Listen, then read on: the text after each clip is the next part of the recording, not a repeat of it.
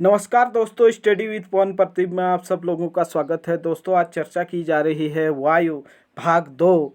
जैसे कि हम कल चर्चा कर चुके हैं वायुमंडल का संगठन, वायुमंडल की संरचना, और आज जो चर्चा करेंगे मौसम एवं जलवायु, साथ में वायुदाब, पवन, जो 3 प्रकार के मुख्य रूप से पवन होते हैं, स्थायी पवन, मौसमी पवन एवं स्थानीय पवन, और साथ ही साथ आर्द्रता के बारे में समझने की कोशिश करेंगे।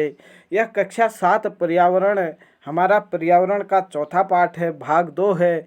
इसमें हम कल चर्चा कर चुके थे वायुमंडल का संगठन, मतलब कैसे वायुमंडल बना है और वायुमंडल की संरचना कैसे हुई है, जिसमें हमने जाना था कि पृथ्वी में कौन सी गैस कितनी मात्रा में पाई जाती है और पृथ्वी में जो वायुमंडल है उसकी कितनी परतें हैं। इसके विषय में हम चर्चा कर चुके थे। आइए आज चर्चा शुरू करें कि मौसम और जलवायु, क्या आज वर्षा है, क्या आज दिन साफ है या धूप निकलेगी। कितनी ही बार क्रिकेट प्रेमियों के मुंह से एक दिवसीय मैच में अनुमान लगाते हुए सुना है। यदि हम कल्पना करें कि हमारा शरीर एक रेडियो है और मस्तिष्क उसके स्पीकर हैं, तो मौसम वह है जो इसके नियंत्रण बटनों से छेड़छाड़ करता है। मौसम वायुमंडल की प्रत्येक घंटे तथा दिन प्रतिदिन की स्थिति है। अगर प्रश्न पूछा जाए मौसम क्या है, तो मौसम वायुमंडल के प्रत्येक घंटे तथा दिन प्रतिदिन की स्थिति है, क्योंकि मौसम प्रत्येक घंटे में बदल सकता है और दिन प्रतिदिन में बदल सकता है। आप लोग देखते हैं, कभी दिन में धूप होती है तो कभी छाँव होती है और कभी बरसात के दिनों में वर्षा भी होती है। ये सब चीज़ आप जानते हैं। लेकिन आप लोगों को अगर लिखना है मौसम क्या है, तो मौसम वायुमंडल की प्रत्येक घंटे तथा दिन प्रतिदिन की स्थिति को मौसम कहते हैं। इसके बाद आर्द्र एवं गर्म मौसम किसी को भी चिड़चिड़ा बना सकता है। मतलब गर्मी वाला क्षेत्र में आदमी उतना खुश नहीं रहता है जितना कि अच्छा हवादार मौसम हमें आनंद देता है। जैसे कि गर्मियों के दिनों में पहाड़ों में काफ़ी अच्छा लगता है, जबकि उसके विपरीत मैदानों में अधिक गर्मी से लोग परेशान हो जाते हैं। मौसम नाटकीय रूप में दिन प्रतिदिन बदलता है, किंतु दीर्घकाल में किसी स्थान का औसत मौसम उस स्थान की जलवायु बताता है। प्रश्न बनता है कि जलवायु किसे कहते हैं। जलवायु किसी स्थान के दीर्घकाल में किसी स्थान की औसत मौसम, मतलब जो साल भर उसका तापमान है और वहाँ की हवाएं हैं, वो सब मिला करके क्या कहलाता है, जलवायु कहलाता है। दीर्घकाल में मतलब साल, 2 साल, 3 साल के समय में वहाँ हुई वर्षा और वहाँ का जो मौसम रहा, तापमान रहा, वही क्या कहलाता है, जलवायु कहलाता है। क्या अब आप समझ गए कि मौसम का दैनिक पूर्वानुमान क्यों कर सकते हैं। आइए यहाँ पर क्या आप जानते हैं, यह जानकर आप आश्चर्य होगा कि आपको पृथ्वी सूर्य के ऊर्जा का 20 करोड़वां भाग, केवल 2 अरबवां भाग ही प्राप्त करती है। मतलब जो सूर्य की ऊष्मा है उसका 20 करोड़वां भाग, या नहीं 2 अरबवां भाग पृथ्वी तक पहुंचता है, या नहीं पृथ्वी उसे प्राप्त करती है। इसके बाद हम चर्चा करें तापमान की। आप प्रतिदिन जिस तापमान का अनुभव करते हैं वह वायुमंडल का तापमान होता है। हम जो अनुभव करते हैं वही वायुमंडल का क्या होता है, तापमान होता है। वह वायु में मौजूद ताप एवं शीतलता के परिणाम को तापमान कहते हैं। जैसे हम देखते हैं कि गर्मियों के मौसम में आज 30 डिग्री गर्मी थी या 30 डिग्री सेल्सियस ताप था, या जाड़ों के दिनों में हम देखते हैं कि पहाड़ों में 5 डिग्री सेल्सियस है या 0 डिग्री पर आ गया है, जहाँ पर बर्फ़ पड़ रही है। इस तरीके से हम सुनते हैं। वही है कि जिस दिन जिस तापमान का अनुभव हम करते हैं वही वायुमंडल का तापमान कहलाता है। वायुमंडल का तापमान केवल दिन और रात में ही नहीं बदलता, बल्कि ऋतुओं के अनुसार भी बदलता है। शीत ऋतु की अपेक्षा ग्रीष्म ऋतु में क्या होती है, अधिक गर्मी होती है। वायुमंडल का तापमान केवल दिन और रात में नहीं बदलता है, बल्कि सूर्य के परिक्रमण के कारण भी क्या होता है, ऋतुओं में परिवर्तन आता है। और जो हमने कक्षा 6 में पढ़ा था, और कभी अगर ग्रीष्म ऋतु होती है तो कभी शीत ऋतु होती है। इसके बाद कुछ यहाँ पर प्रमुख यंत्र दिए गए हैं जिनसे हम जैसे तापमापी से हम तापमान को मापते हैं। प्रश्न पूछा जाता है तापमान किससे मापा जाता है, तो तापमान तापमापी से मापा जाता है। कभी कभी इसे थर्मोमीटर भी दे दिया जाता है। आप याद रखेंगे कि तापमापी को थर्मोमीटर कहते हैं। अगर ऑप्शन में आ गया कि तापमान किससे मापते हैं, थर्मोमीटर दे दिया तापमापी की जगह, तो आप थर्मोमीटर करेंगे।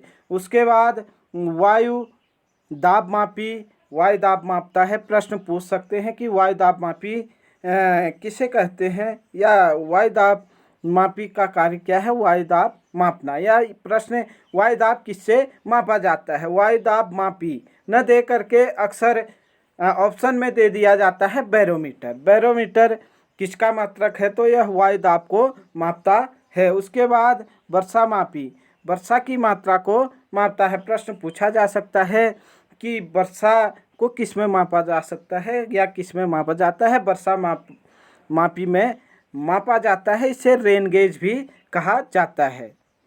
अगला जो है पवन की दिशा दर्शाता है कौन, वात दिग्दर्शी।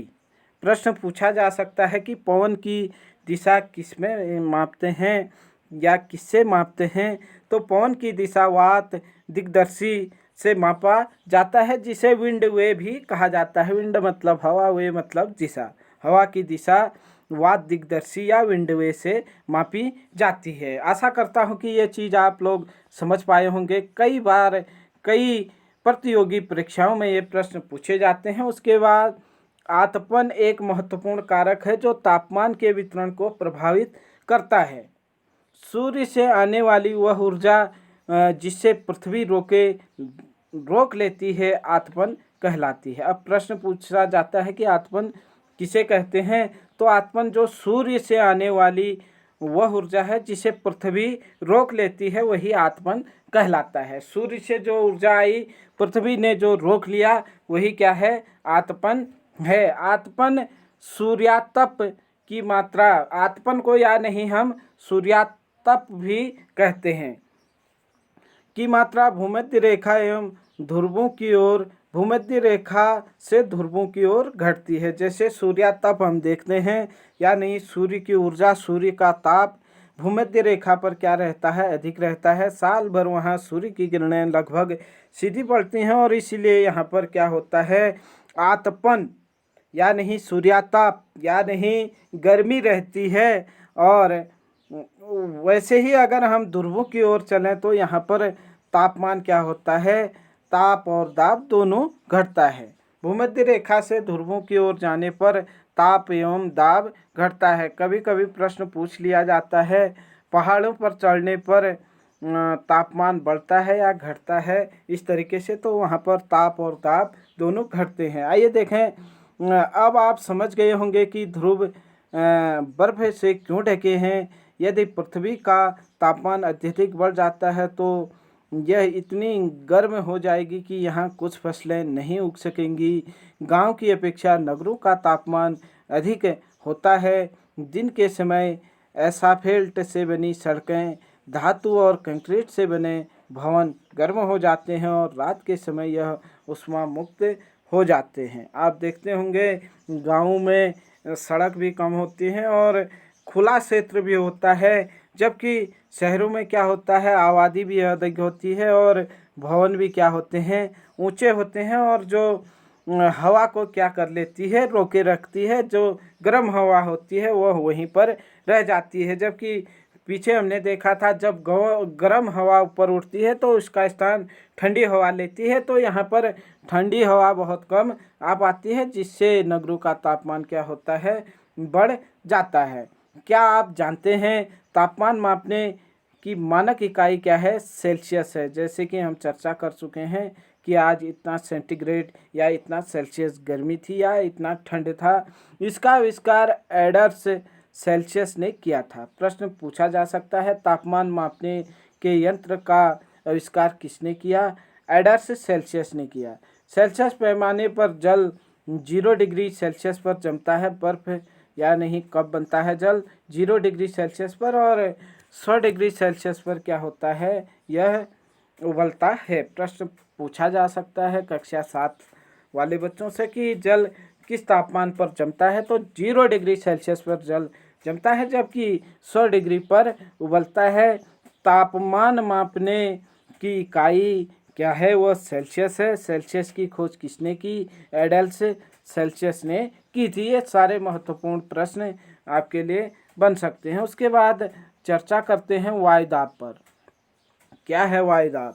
यह जानकर आपको आश्चर्य होगा कि वायु हमारे शरीर पर उच्च दाब के साथ बल लगाती है, किंतु हम इसका अनुभव नहीं करते हैं। जैसे आप लोग आश्चर्यचकित होंगे कि हवा हमें क्या करती है? ताकत लगाती है हमारे शरीर पर।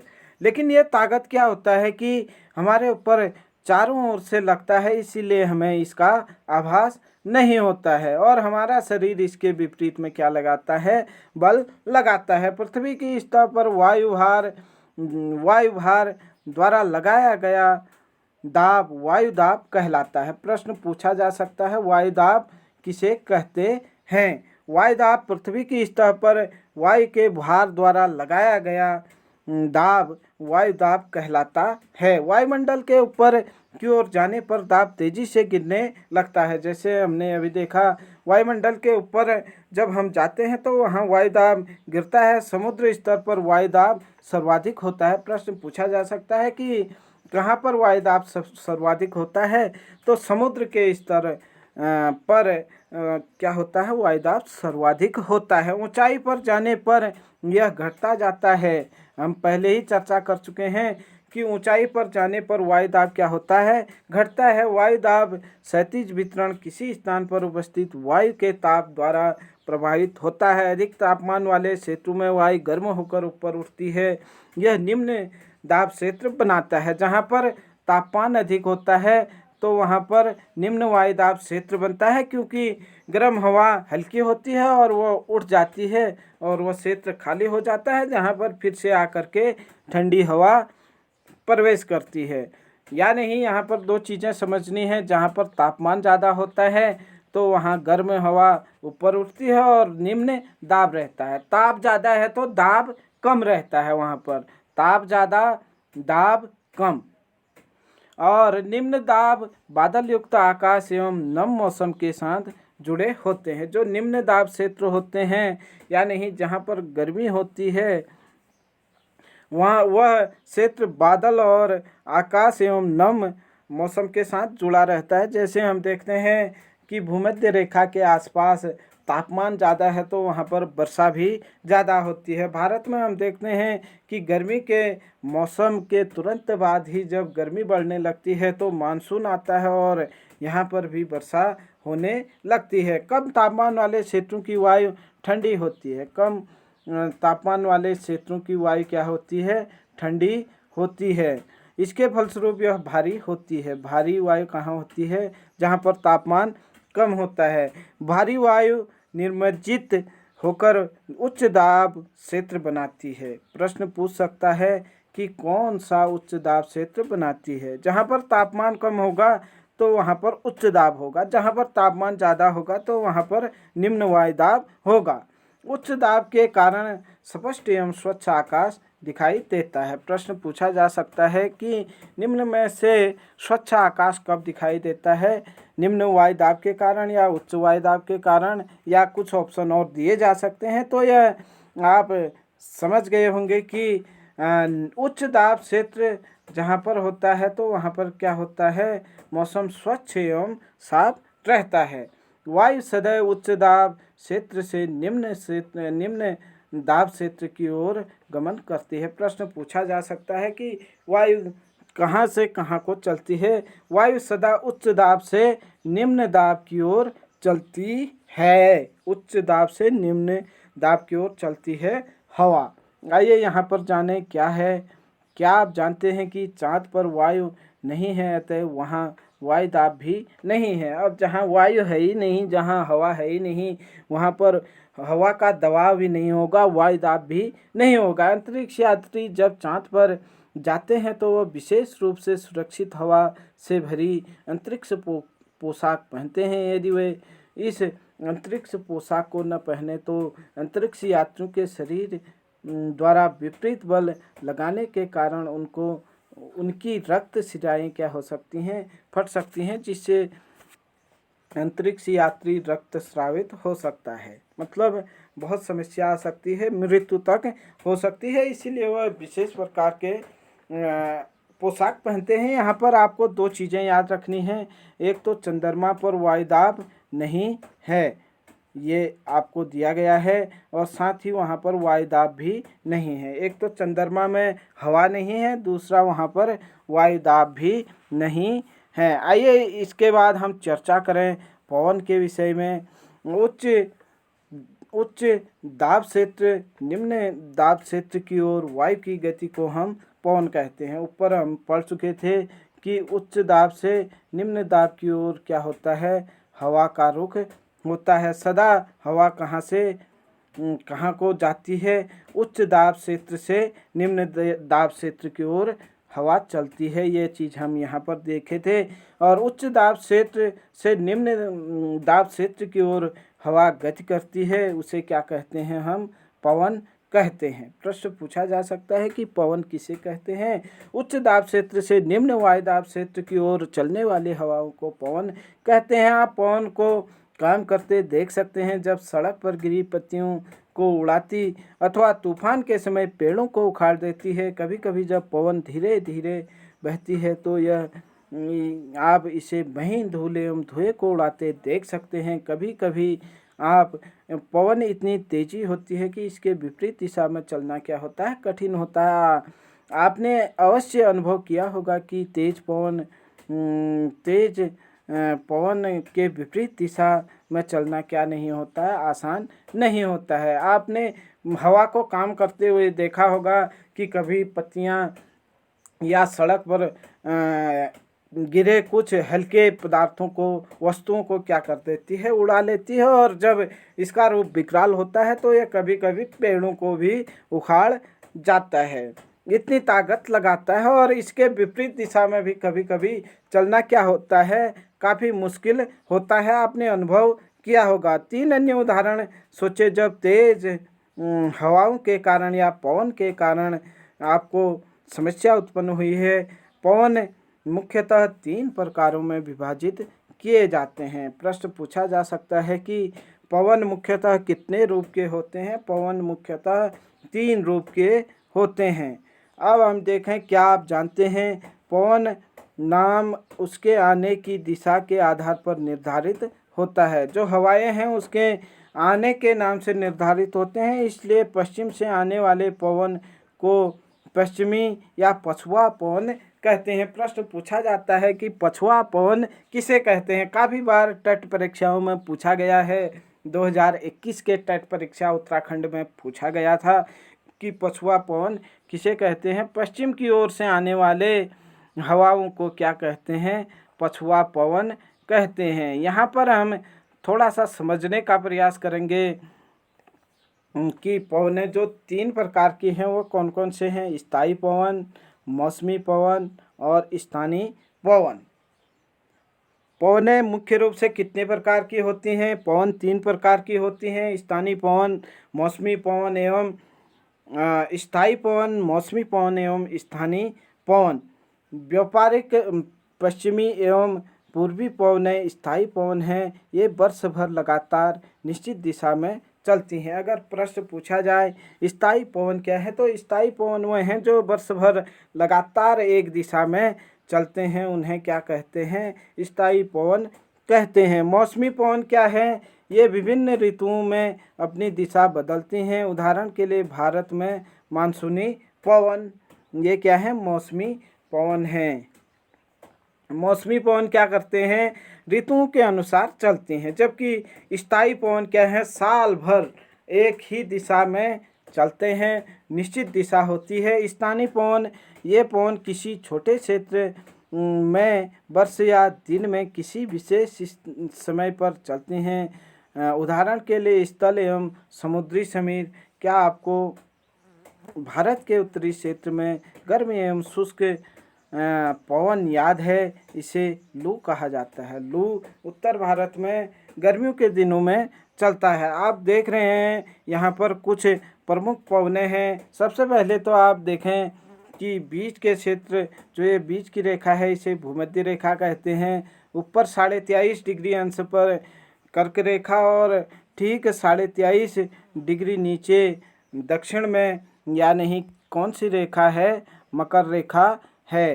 प्रश्न यहाँ से काफ़ी महत्वपूर्ण बनते हैं। आप देख रहे हैं भूमध्य रेखा जो है यहाँ पर 0 डिग्री के आसपास निम्न वायुदाब बना हुआ है और यहाँ पर हवाएं शांत होकर चलती हैं, जिसे क्या कहा जाता है? डोलड्रम कहा जाता है। प्रश्न पूछा जाता है कि डोलड्रम हवाएं कहाँ चलती हैं? डोलड्रम हवाएं 0 डिग्री से 5 डिग्री ऊपर उत्तर एवं 5 डिग्री दक्षिण की ओर चलती हैं। इसके बाद प्रश्न पूछा जाता है कि दक्षिण पूर्वी व्यापारिक पवनें कहाँ चलती हैं? तो दक्षिण पूर्वी व्यापारिक पवनें आपके 5 डिग्री से 30 डिग्री दक्षिण की ओर चलेंगे, जबकि इसी के ठीक विपरीत में उत्तर पूर्वी व्यापारिक पवनें चलेंगे, जो 5 डिग्री उत्तर से 30 डिग्री उत्तर तक के क्षेत्रों में दिखाई दे रहे हैं। इसके बाद प्रश्न पूछा जाता है कि हॉर्स अक्षांश किसे कहते हैं? हॉर्स अक्षांश 30 डिग्री से 35 डिग्री के बीच में चलने वाले हवाओं को हॉर्स अक्षांश कहते हैं। आप देख सकते हैं 30 डिग्री से 35 डिग्री के बीच में हॉर्स अक्षांश या नहीं उपोष्ण उच्च वायुदाब हवाएं चलती हैं। इसके बाद सनातन पछुआ पवनें आप देख सकते हैं पश्चिम में ये 35 से 60 अक्षांश के बीच और उत्तर में भी 60 से 35 डिग्री अक्षांश के बीच चलते हैं। 35 डिग्री से 60 डिग्री अक्षांशों के बीच चलने वाले पवनों को क्या कहते हैं? तो 35 से 60 डिग्री ऊपर या नहीं उत्तर और दक्षिण में चलने वाले व्यापारिक पवनों को पछुआ पवन कहते हैं। ये उत्तर में तो अनेक पर्वतों एवं स्थल खंडों से टकराते हैं, जबकि ये दक्षिणी क्षेत्र में दक्षिणी गोलार्ध में ये महासागरों से होकर अक्सर गुजरती हैं, जहां इनकी गति काफ़ी तीव्र होती है। जब ये 40 अक्षांश पर पहुंचती है तो इसे गरजता चालीसा कहते हैं, और जब ये 50 डिग्री अंशांशों पर पहुंचते हैं तो इसे प्रचंड पचासा कहते हैं, और जब ये 60 डिग्री अक्षांशों पर पहुंचते हैं तो इन्हें चीखता साटा नाम दिया गया है। किन्हें? पछुआ पवन को। पछुआ पवन आपने देखा पश्चिम से चलने वाली प्रमुख पवनें हैं। यहाँ पर दिखाई दे रहा है पछुआ पवनें यहाँ से चल रही हैं। ये आप देख सकते हैं पश्चिम से, यहाँ पर भी देख रहे हैं। ये पश्चिम से चलने वाली पवनों को क्या कहा जाता है? पछुआ पवन कहा जाता है। इसके ऊपर 60 डिग्री से लगभग 70 डिग्री तक उपध्रुवी निम्न वायुदाब होता है, और इसके ऊपर जो हवाएं चलती हैं ध्रुवी पवन कहलाते हैं, जहाँ पर क्या होता है? उच्च दाब क्षेत्र रहता है। आप देख सकते हैं ध्रुवों में ध्रुवी पवन चलते हैं, उच्च वायुदाब रहता है। उच्च वायुदाब क्यों रहता है? क्योंकि यहाँ पर ठंड अधिक है। आशा करता हूँ कि आप हवाओं के विषय में समझ गए होंगे, और पृथ्वी में कुछ कटिबंध भी हैं। प्रश्न पूछा जाता है कि उपोष्ण उच्च वायुदाब कहाँ पर है? उपोष्ण उच्च वायुदाब 30 से 35 अक्षांशों पर दोनों ध्रुवों पर है। उत्तर में भी दक्षिण में भी उपोष्ण उच्च वायुदाब कहाँ पर होगा? 30 से 35 डिग्री के बीच।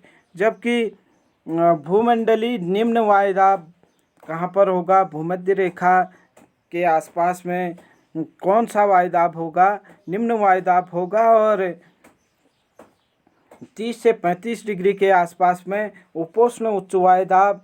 जबकि 66.5 या 60 डिग्री के क्षेत्र में अधोध्रुवी निम्न वायुदाब होगा, जबकि 90 डिग्री के क्षेत्र में आप देख सकते हैं ठंड होती है और ठंड होने के कारण यहाँ पर क्या होता है,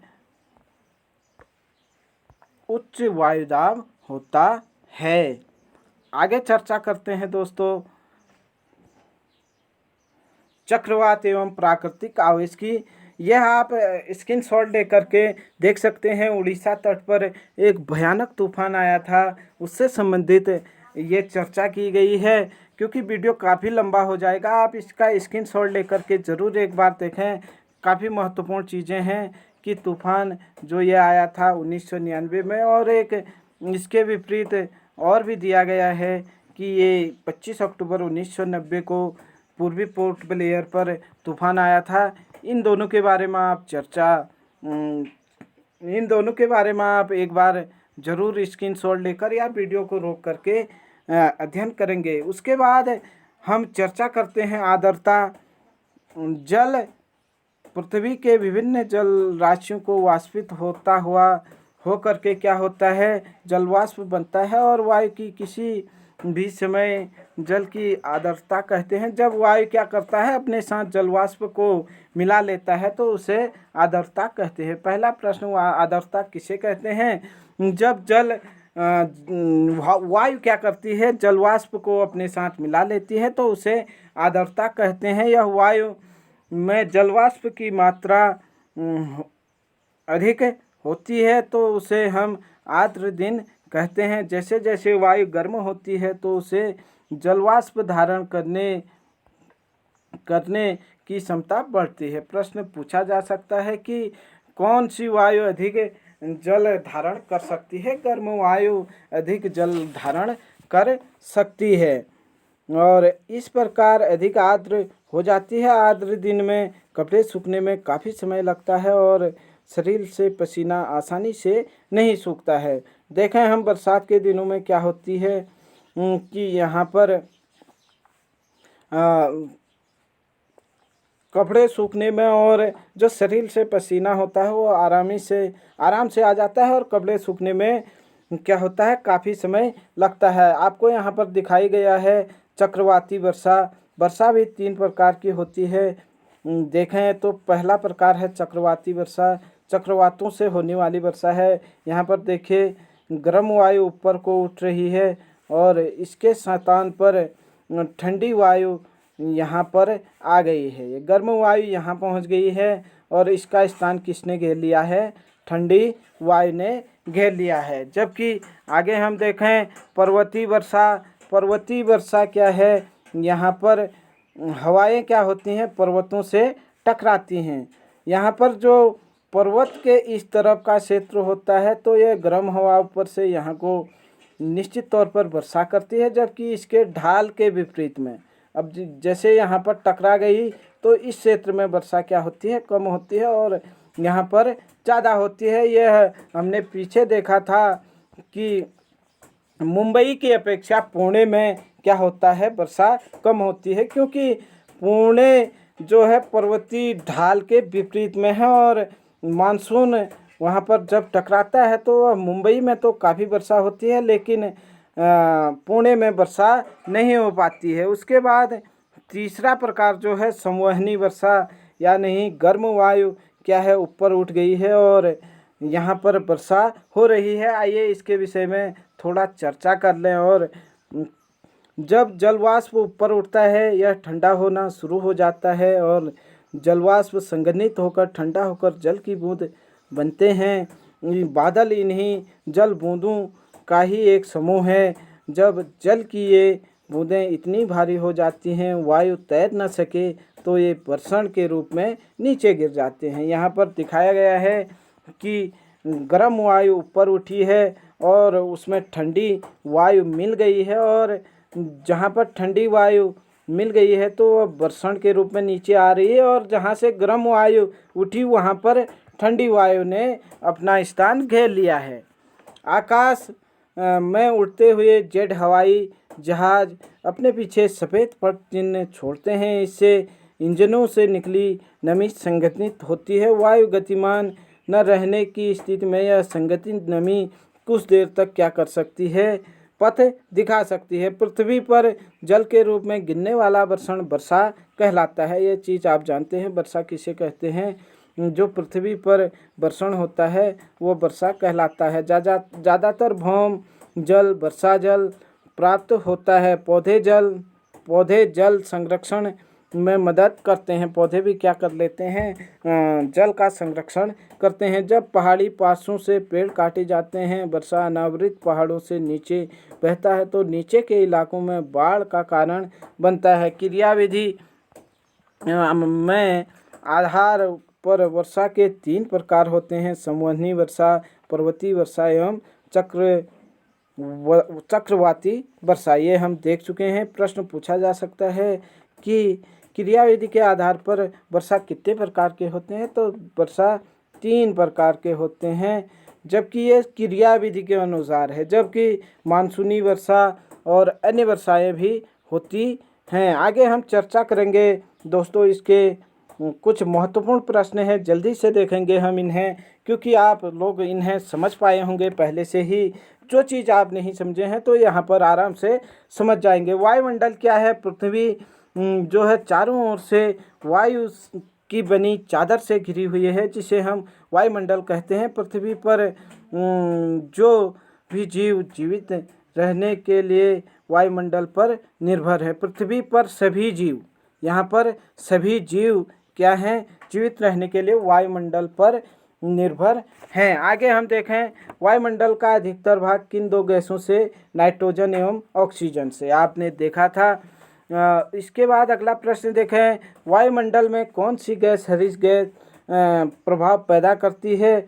वायुमंडल में carbon dioxide, chlorofluoro carbon dioxide और कार्बन मोनोऑक्साइड गैस हरित प्रभाव पैदा करती हैं। CO2 सर्वाधिक तापमान बढ़ाता है, जबकि CO कार्बन मोनोऑक्साइड सबसे ज़्यादा प्रदूषक है। और जो हरित गैस प्रभाव उत्पन्न करता है वह क्लोरोफ्लोरो कार्बन भी है। मौसम किसे कहते हैं? किसी निश्चित स्थान पर निश्चित समय में पाए जाने वाले वायुमंडलीय दशाओं को मौसम कहते हैं।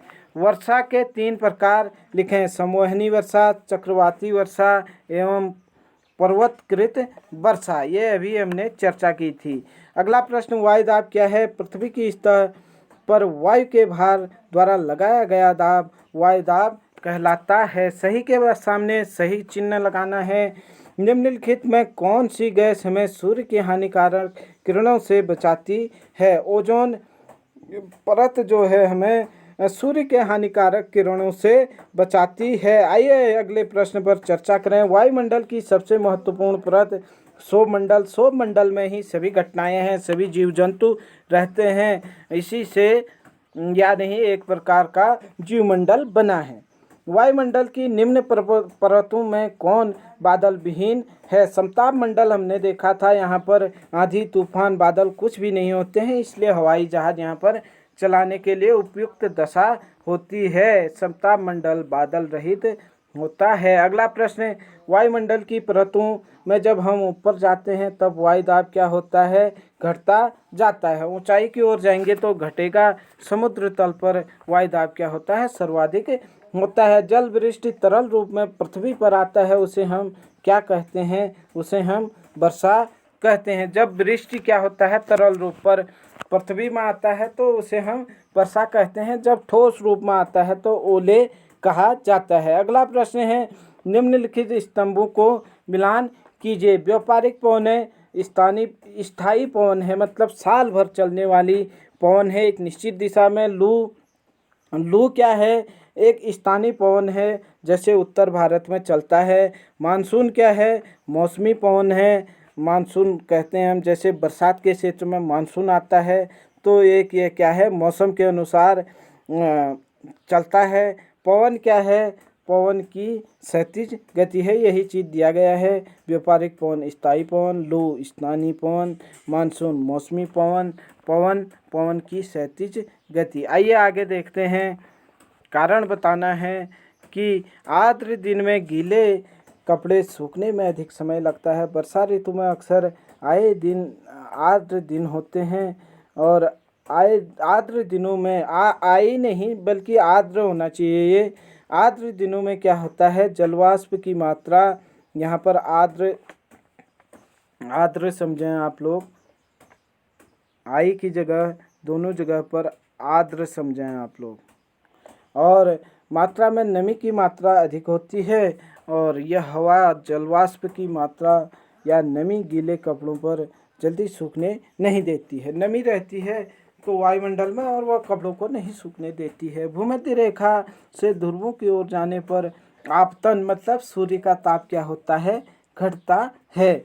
मतलब मात्रा घटती क्यों है, इसका कारण बताना है। भूमध्य रेखा वर्ष भर सूर्य की किरणें सीधी पड़ती हैं। जैसे भूमध्य रेखा से उत्तर की ओर जाते हैं तो सूर्य की किरणें तिरछी पड़ती हैं। यही कारण है कि भूमध्य रेखा से ध्रुवों की ओर जाने पर आपतन यानी सूर्य का ताप, सूर्य की ऊर्जा कम होती है। कारण बताइए, ये हम प्रश्न कर चुके हैं। आगे देखें, दिए गए चार्ट की मदद से वर्ग पहेली समस्या को हल कीजिए। यहाँ पर एक वर्ग पहेली दी गई है और उस समस्या को आप लोगों ने हल करना है। यहाँ पर कुछ दिया गया है, जैसे एक भारतीय पेड़ 24 घंटे ऑक्सीजन प्रदान करता है। ये चार्ट यहाँ पर है, आप लोग आराम से वीडियो को रोक करके देख सकते हैं और यह पूरा अगर आप कक्षा 7 में हैं तो इसे देख सकते हैं। जैसे वहाँ पर दिया गया था 8 नंबर पे कि एक पेड़ जो 24 घंटे ऑक्सीजन देता है वह पीपल है। तो दोस्तों यह था आज का वीडियो। अगर आपको अच्छा लगे लाइक शेयर कमेंट एवं अपने साथियों के साथ शेयर करना ना भूलें। चैनल पर नए